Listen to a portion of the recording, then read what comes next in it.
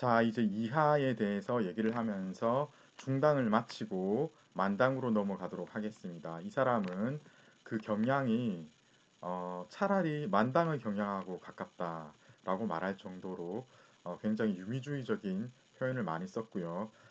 지금 이 생몰연대를 보시면은 조금 안타깝죠.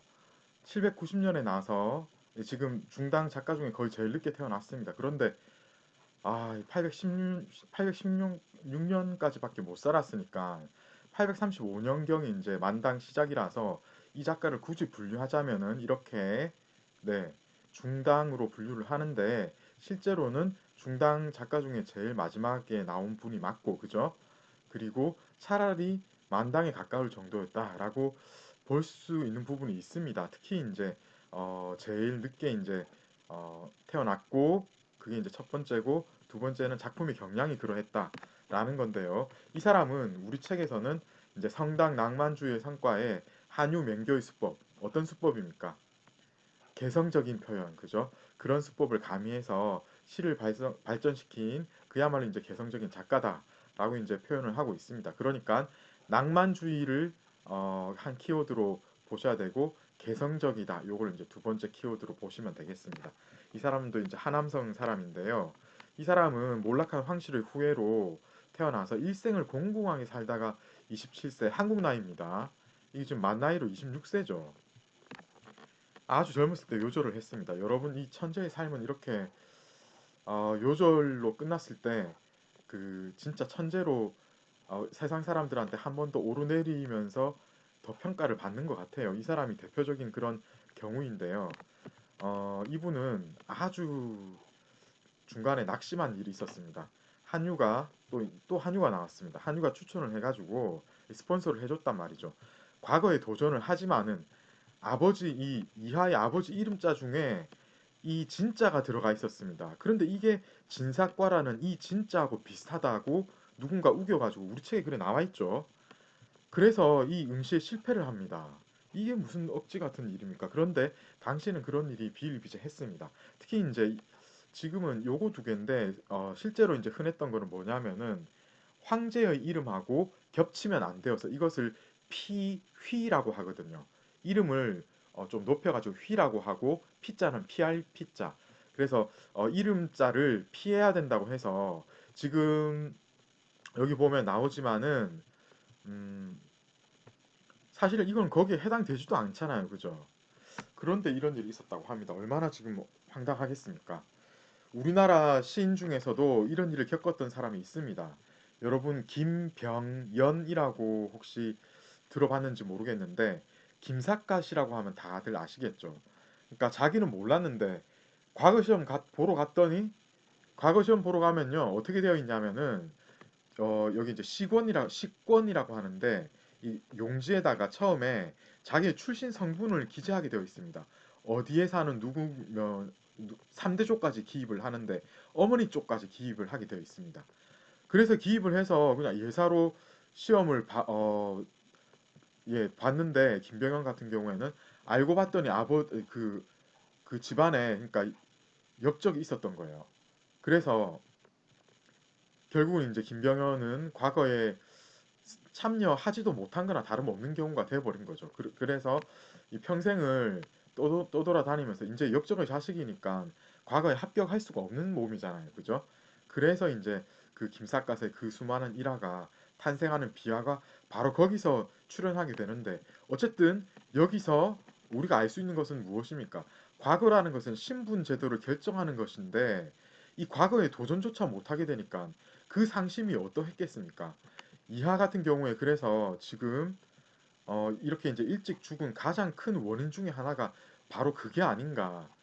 지금 보면 이 사람은 3년 동안 장안에서 낮은 벼슬을 하며 지내며 어, 이 사이에 수많은 작품을 쓰는데 자기의 어떤 이 꺾여진 이런 그 멘탈이 한번 붕괴되고 나니까 다른 데다가 지금 거의 정열을 온통 써버리는 바람에 활활 모든 자기 에너지를 다 쏟아내버리고 그러고 나서는 더 이상 쓸 에너지가 없었던 것 같습니다. 실제로 이 사람은 아주 어린 나이에 당대 최고의 시인으로 장안에서부터 저 변방의 끝까지 이름을 떠치게 되는데요. 그럼에도 불구하고 이렇게 오랫동안 살지 못하니까 얼마나 안타까운 일입니까? 이 사람의 작품의 경향에 대해서 살펴봐야 되겠는데요. 이 사람은 귀신 같은 재주라고 불릴 정도로 시적 재능이 탁월했습니다. 실제로 시에 귀신이 등장하는 경우도 많아서 좀 특이한 느낌을 주는데요. 이런 신비스러운 분위기에 음산한 바람이 부는 듯한 이런 분위기의 시가 아주 많습니다. 아주 많습니다. 그 시의 분위기의 특징을 보면은 이러다 보니까 게다가 이제 이 아직 젊은 나이이고 한번 크게 좌절한 느낌이 있다고 보니까 격한 어떤 그 정조에다가 처량하고 슬픈 정조가 곁들여져 있는 이런 느낌을 보실 수 있습니다. 그리고 소재의 특징을 보자면은 귀신 죽음 같은 특출한 일을 많이 다루었습니다. 이 시적 분위기는 여기서 이야기했고요. 그대로입니다. 음산하고 신비스럽고요. 시의 특징을 보자면은 이제 이 사람이 각고의 어떤 노력이라고 얘기하잖아요. 깎고 다듬어서 조탁이라고도 하거든요. 깎고 다듬어서 풍부한 함축을 지닌 시어들을 많이 사용했기 때문에 우리는 이 사람을 현대 그 상징주의의 선성이라고, 그러니까 상징주의의 앞선 조류라고 보기도 합니다. 많은 분들이 이렇게 보고 있고 제가 보기에도 충분히 그러했던 것 같습니다. 자, 이제 이하 시의 시적 기교를 따져보자면 이 사람은 유미주의적인 것 같으면서도 사회적인 모순에 대한 고뇌와 비분에 찬 경향을 이렇게 표현을 하고 있는데 어떤 개인적인 어떤 그런 그 아주 이제 절실했던 그런 그 불우한 경험하고 맞물려서 이렇게 이런 경향이 나왔던 것 같습니다. 특히 이 사람은 난해한 시어를 구사해서 주석을 보지 않으면 도저히 이해할 수 없는 그런 시를 많이 썼거든요. 게다가 늘 지금 계속 강조하는 분위기입니다. 다만은 상징적인 수법을 많이 사용을 했습니다. 특히 이제 시어뿐만 아니라 시적인 전체적인 구성에도 상징적인 수법을 많이 차용을 해서 이제 보자면은 문장의 논리가 단절되어 있고 시공간마저 초월하고 주관적인 비유를 들어서 이 보면 이제 그래서 이제 난해하다고 느껴지게 되는데요. 뿐만 아니라 신조어까지 나오기 때문에 이런 것들은 특히 주석 없으면은 이해가 안 되거든요.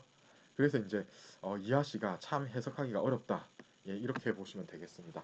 우리 책에서는 근데 이제 어려운 거 나오면 안 되니까 그나마 이제 좀 간단한 시가 나왔는데 안문의 태수 이제 행체로 지금 지어졌는데 이제 안문 태수라고 나왔으니까 이거는 수도였던 장안하고 가까운 그런 지명이라고 보시면 되겠고요. 이제 역수에서 이 역수가 어디 나올 건데 이 역수가 이제 역시 이제 그런 이제 같이 이제 연관되는 지명이라고 보시면 되겠습니다. 그래서 지금 이거 읽어 보시면은 이런 거 역수라든가 아문태수라든가 이 뒤에 가면 또 이제 임금 위에 죽으려네 뭐 이런 말 안 나오면은 이게 지금 무슨 뜻인지 좀 약간 이게 도대체 무슨 말인가 이럴 수 있거든요. 이게 이제 이하시의 특징입니다. 한번 읽어보겠습니다. 검은 구름이 성을 누르고 성은 이제 막 무너질 듯, 곧 무너질 듯 한다라고 얘기를 했어요. 갑옷, 갑옷의 광택이 하늘을 향해서 번쩍번쩍 금비늘을 이제 빛내고 있습니다. 이렇게 드러내고 있다고 했으니까 이제 빛내고 있다고 하면 되겠고요. 호각 소리가 하늘 가득하고요. 가을빛 속에서 이제 이런 것들이 퍼진다라고 보면 되겠고요. 이런 어떤 요새 위로 성체 위로 연짓빛의 해가 밤이 되면은 엉겨 자주색으로 엉겨 붙는다라고 했는데 이런 표현들 자체가 기가 막힌다라고 봐야 되겠는데 너무나 감각적이지 않습니까? 게다가 이런 색채의 어떤 대비를 이 소리까지 같이 이렇게 곁들여서 이렇게 어, 이런 감각은 흔치 않은 그런 감각이다라고 보시면 되겠고요. 반쯤 말아 올려진 그런 붉은 깃발이 역수가에 이제 이렇게 딱 어, 올려져 있는 겁니다. 그리고 서리가 이중으로 이렇게 중중이 와가지고 추위 때문에 북소리를 울리지 못한다.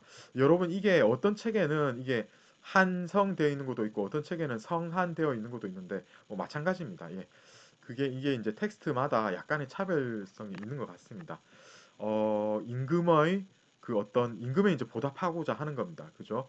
그렇게 그런 차원에서 만들어졌던 그 어, 임금이 이제 황금대를 그렇게 마련했는데 그런 뜻에 이제 보답하고자 지금 어떤 일을 하려고 합니까? 이 옥룡이 새겨져 있는 그런 그 검이라고 봐야 되겠죠. 그 칼을 들고 임금을 위해서 죽으려고 한다. 라고 해서 여기까지 가면은 이제 무슨 일인지 알 수가 있습니다. 여기까지만 하더라도 이게 무슨 그냥 변경에 있는 어떤 그런 분위기를 노래하는 것인지 뭔지 잘 모르겠다는 거죠. 그런데 이제 역수가 나왔고, 그죠? 그랬기 때문에 이것은 제목하고 맞물려 가지고 지금 어떤 어, 그 역수가에 있는 안문이라는 지명의 태수가 임금을 위해서 일하려고 하는 어떤 그런 충심이 지극해서 이 사람이 그것을 이런 식으로 노래했다라고 보시면 되겠습니다. 자, 이렇게 해서 이하의 시 그나마 좀 쉬운 시를 마쳤는데 여러분 이거 곱씹으면은 이 사람의 어떤 예리한 감각 같은 것은 다른 시하고는 조금 다르다. 이런 것들이 아마 계속 곱씹을수록 드러나실 거라고 생각이 됩니다. 자, 어쨌든 이렇게 해서 우리는 이제 이하의 시를 마침으로써 중당이 끝났습니다. 그런데 이하는 사실상 만당의 경향의 시를 썼기 때문에 만당을 열어준 시인이다라고 보면 되겠고, 예, 그래서 이제 만당 한번 예, 이 시대 배경하고 문화의 경향을 보고 이제 이 세 번째 클립을 마치도록 하겠습니다. 이 시기는 역시 정치가 혼미해져 가지고 파국으로 치닫던 시기죠. 황간이 설치고 권세가들이 나타나고 황제는 계속 어린 황제들이 등장하게 됩니다. 그러다 보니까 중당의 문화 개혁 운동이 조금 퇴조하는 분위기인데 어쨌든 그 기세는 지속이 되었다라고 우리 책에도 나와 있습니다. 시의 기풍을 보자면요. 크게 두 가지인데 한유와 맹교의 기풍을 계승한 개성적이고 독특한 표현을 추구하는 그런 시들이 많이 나왔습니다. 이게 이제 유미주의적인 경향으로 떨어지게 되겠습니다. 반면에 이런 어떤 그 현실주의적인 개혁운동의 기세가 계속되어 기세가 지속이 되어서 현실주의적인 시풍도 제법 나오거든요. 그래서 혼란한 시대의 사회적인 모순을 고발하는 그런 작품들이 제법 많이 등장합니다. 이것을 이제 우리 책에서 현실주의가 태조했고 유미주의가 도래했다라고 평가하는 그런 사람들이 있다라고 얘기를 하면서 왜 이런 일이 일어났는가에 대해서 지금 분석을 하기를 개인적인 가치관의 혼란에 기인을 하는데 왜냐하면 이제 워낙 지금 문제가 심각해지다 보니까 그걸 문제로 사람들이 인식을 못하게 되는 거예요. 그러 이제 완전히 이제 현실 개혁에 대한 의지가 사라진 거죠. 그래서 어지러운 이런 세상에 뜻을 잃고 자신의 뜻을 올바로 추구하지 못하는 지식인이 다수 존재하다 보니까 이런 현실주의가 태조하게 되고 이걸 이제 유미주의식의 도래라고 분석하는 그런 어떤 패턴이 있는데 이 우리 책을 쓴 분은 어떻게 보냐면 그것보다는 중당의 개혁 운동을 이어받아서 명맥을 계속 유지하면서 뒷날 송대의 열매를 맺을 수 있도록 하는 그런 시기가 아닌가라고 지금 이렇게 보고 있거든요. 그런데 이것도 아닙니다. 우선 이런 관점은 옛날 관점입니다. 요새는 이렇게 안 봅니다. 요새는 어떻게 보냐 하면은 현실주의가 태조했고 유미주의 시기가 도래한 게 맞고 그렇다고 현실주의가 꼭 바르고 유미주의는 나쁜 것인가 이런 게 아니다 이렇게 보는 거죠. 그러니까 문학의 어떤 본연으로 보자면은 그런 쪽으로 보자면 오히려 유미주의 이런 것들이 문학의 본격적인 어떤 시대를 알리는 그런 것과 이제 맞물리는 것이 아닌가. 그래서 지금 현실주의가 꼭 태조한 것이 어떻게 그 문학성이 태조한 것과 맞물려서 생각할 수 있단 말인가 라고 보는 것이 요새의 어떤 평가라고 보시면 되겠습니다. 그래서 여러분 보시면 제가 이제 이 우리 그 글을 쓴 우리 책을 쓴 이 김학주 선생님하고 제가 이제 조금 약간은 다른 그런 어떤 시선을 계속 도입을 하는데 이런 것들을 여러분들이 다 같이 알아두셔야 되겠어요. 시험은 비록 이제 이 우리 책 위주로 하겠지만은 실제로 지금의 경향은 조금씩 다르다는 것 여러분들이 감안을 하셔야 됩니다. 자, 이제 만당 시인들 한 사람 한 사람들 어떤 분이 있었는지 예, 이제 봐야 되겠는데요. 주로 이제 이런 분들이 되겠습니다.